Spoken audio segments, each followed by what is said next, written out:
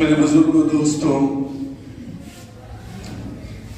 اللہ کا بڑا احسان ہے کہ اللہ نے مجھے مسجد میں جمع ہو کر اللہ اور اللہ کے رسول صلی اللہ علیہ وسلم کی باتوں کو سننے کی توفیق عطا فرمائی۔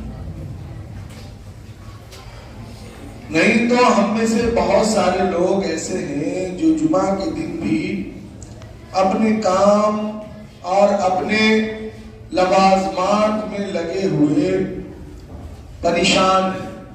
کوئی کسی طریقے سے پریشان ہے، کوئی کسی طریقے سے پریشان ہے، کوئی بغیر پریشانی کے بھی اللہ ان کو پہنچنے کی ہدایت نہیں دیتا مسجدوں میں۔ تو یہ اللہ کا شکر ہے، احسان ہے کہ اللہ نے مجھے مسجد میں آنے کی توفیق عطا فرمائی۔ اللہ کے نبی صلی اللہ علیہ وسلم کی ایک حدیث ہے کہ انسان کو اگر رہنے کے لیے مکان مل گیا اور کھانے کے لیے ان کو رزق مل گیا، یعنی رزق مہیا ہو گیا، اور بدن کسی بڑی بیماری سے اللہ نے محفوظ کر دیا، رہنے کو مکان مل گیا اور رزق مہیا ہو گیا اور بدن کسی بڑی بیماری سے محفوظ ہو گیا، تو اس آدمی سے زیادہ امیر اور کبیر اور اس آدمی سے زیادہ اچھی زندگی والا کوئی نہیں۔ اس لیے اللہ کا شکر ادا کرنا چاہیے جس کو اللہ نے یہ تینوں چیزیں عطا کی۔ اور شکر کرنے کا طریقہ کیا ہے؟ شکر کرنے کا طریقہ یہ ہے کہ ہم اللہ کے نبی صلی اللہ علیہ وسلم نے جو چیزیں، جو عبادتیں، جو نمازیں، جو وحدانیت کی باتیں مجھ تک پہنچائی ہیں، ہم اس پر عمل پیدا ہو جائیں اور ہم بتانے بھی لگیں دوسروں کو۔ جہاں پر ہم دنیا کی باتیں اوروں سے کرتے ہیں، وہاں پر تھوڑی دیر ہم دین کی بات کریں، بہت دیر نہ کریں۔ آپ جب کہیں گے، کہتے کہتے کہتے کہتے انسان کے دل میں کبھی نہ کبھی اللہ ہدایت اتار دیتا ہے کہ یہ لوگ روز مجھے کہتے ہیں چلو آج دیکھتے ہیں کہ نماز پڑھنے میں کیا برکت ہے۔ تو یہ ہمارے اوپر ایک اہم فرض ہے کہ ہم اپنے فرائض کو پورا کریں اور دوسروں تک ہم اپنے فرض کو پہنچائیں۔ جو لوگ مسجد سے جڑے ہوئے نہیں ہیں، ہم اس تک اپنے فرض کو پہنچائیں۔ ایک اور بات بتا دوں کہ اللہ کے نبی صلی اللہ علیہ وسلم کے پاس ایک شخص آیا اور کہنے لگا کہ ایک عورت تہجد پڑھتی ہے، ایک عورت تہجد گزار ہے، نماز پڑھتی ہے، تہجد پڑھتی ہے، لیکن اس کی زبان بہت خراب ہے۔ وہ جب بات کرتی ہے کسی سے تو اس کی زبان سے جھگڑے کی بو آتی ہے یا نفرت کی بو آتی ہے۔ اللہ کے نبی صلی اللہ علیہ وسلم نے فرمایا کہ وہ عورت جہنمی ہے۔ اللہ کے نبی صلی اللہ علیہ وسلم نے کیا فرمایا کہ وہ عورت جہنمی ہے۔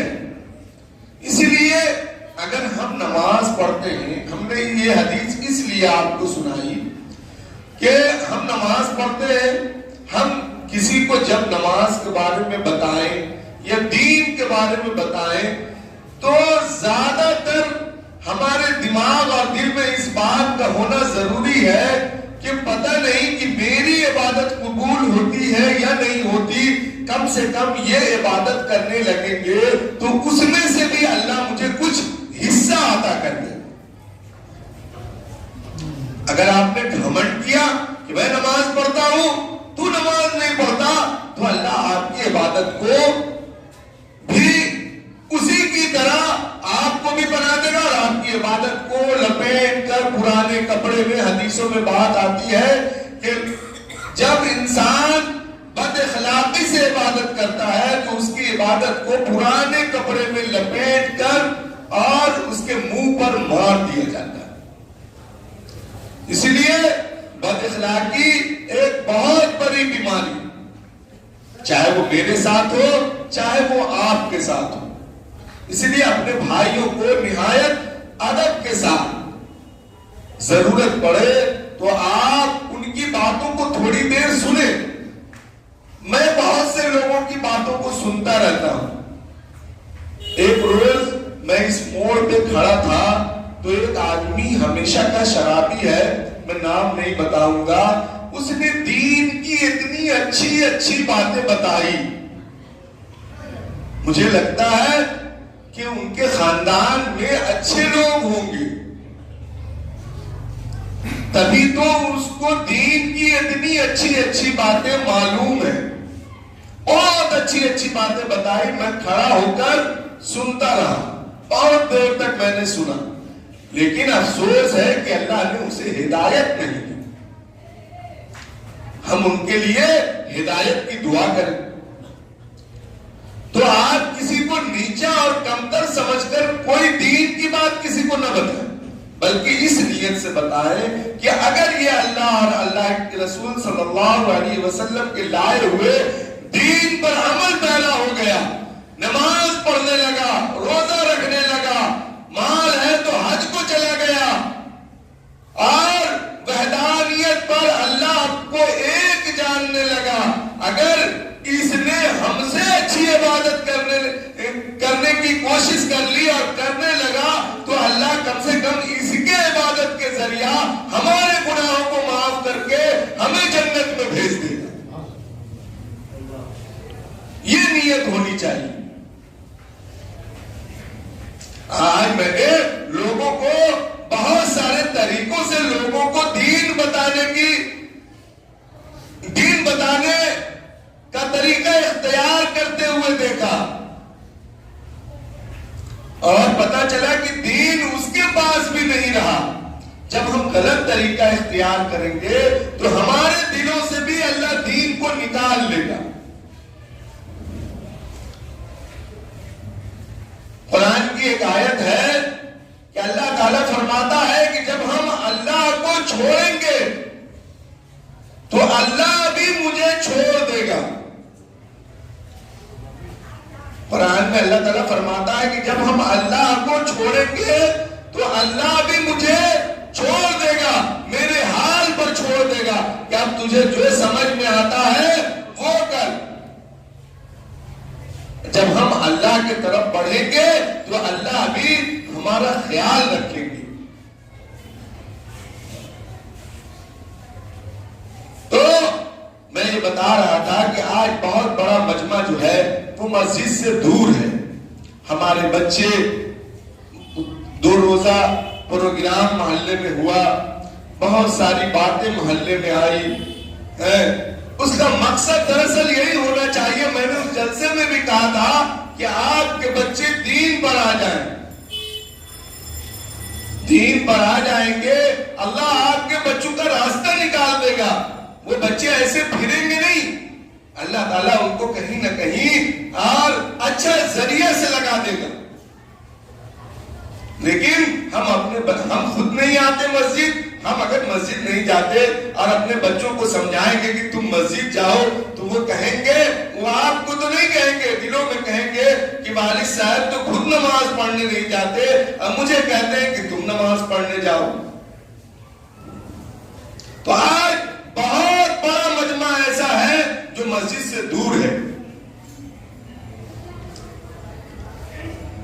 ہم تقریر کر دیں، بڑی لچھے دار تقریر کر دے، بہت بڑی بڑی حدیثیں آپ کو بتا دے، بہت بڑا واقعہ آپ کو بتا دے، آپ سن لیں، مسجد سے چلے جائیں، آپ میری تعریف میں لوگوں کو اشعار کہیں کہ مولانا نے بڑی اچھی باتیں کہی، یہ وقت جو ہے مولانا ان سے اچھی باتیں کہی، وہ مولانا نے ان سے اچھی باتیں کہی، وہ عالم نے اس سے اچھی باتیں کہی. پھر آپ اپنے راستے کو اور عالم اپنے راستے کو نہیں. یہ عمل نہیں ہے میرے بزرگوں دوستوں. مجھے یا کسی عالم کو یہ تعریف کی ضرورت نہیں ہے، تعریف نہیں کرنی ہے. یہ کرنا ہے کہ ہمارے بچے کیسے دین پر آ جائیں، ہم کیسے دین پر آ جائیں، ہم جو بات مسجدوں سے سنیں وہ کیسے ہمارے دلوں میں اتر جائے، چاہے جن کی بھی بات سنی.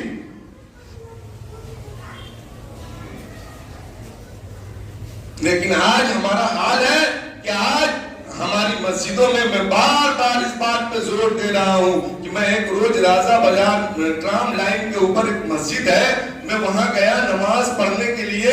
مجھے 4تھی منزل پر مغرب کی نماز میں جگہ ملی، 4تھی منزل پر، بغل کا علاقہ ہے. سبھی مسجدوں میں اسی طریقے سے نماز ہوتی ہے وہاں، لیکن ہماری مسجدیں 2 صف سے 3 صف. یہ مسجدیں خالی ہیں. آپ کے وقت فارغ ہے، آپ اس وقت میں بیٹھے رہتے ہیں، راستے میں بیٹھے رہتے ہیں. میں آتا ہوں، مجھ سے سلام کلام ہوتا ہے، امام مسجد کو جا رہا ہے، لوگ میرے بیان کی تعریف کرتے ہیں میرے منہ پر، لیکن مسجد نہیں آتی. تو میرے لیے وہ تعریف بیکار ہے کہ آپ نے جو تعریف میری کی. اللہ کے نبی صلی اللہ علیہ وسلم نے اس تعریف سے منع کیا کہ آپ کسی کے منہ پر کسی کی تعریف نہ کریں.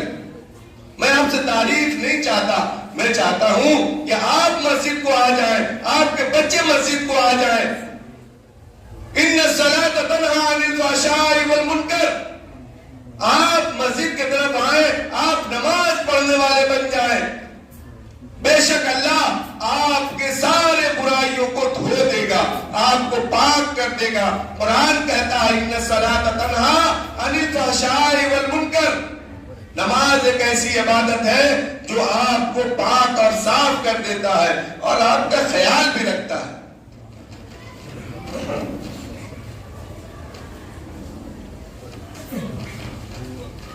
میری یہ کوشش ہے کہ آپ مسجدوں کو آئیں. میں اللہ سے دعا کرتا ہوں کہ آپ کے بچے آئیں مسجدوں کو، آپ آئیں مسجدوں کو، آپ نماز پڑھنے والے بنے، آپ اللہ سے لو لگانے والے بنے. آپ کو یقین ہو جائے، آپ کو اصل میں یقین نہیں ہے کہ مجھے نماز پڑھنے سے مجھے کچھ ملے گا. اس بات کا یقین ہمارے دلوں سے شیطان نے نکال دیا. ہمارے دلوں میں شیطان نے اس بات کو بسا دیا ہے کہ مجھے کام کرنے سے مال ملے گا، میں کاروبار کروں گا تو مجھے دولت ملے گی، میں نوکری کروں گا تو مجھے مال ملے گا. اس بات کو شیطان نے میرے دلوں میں بسا دیا.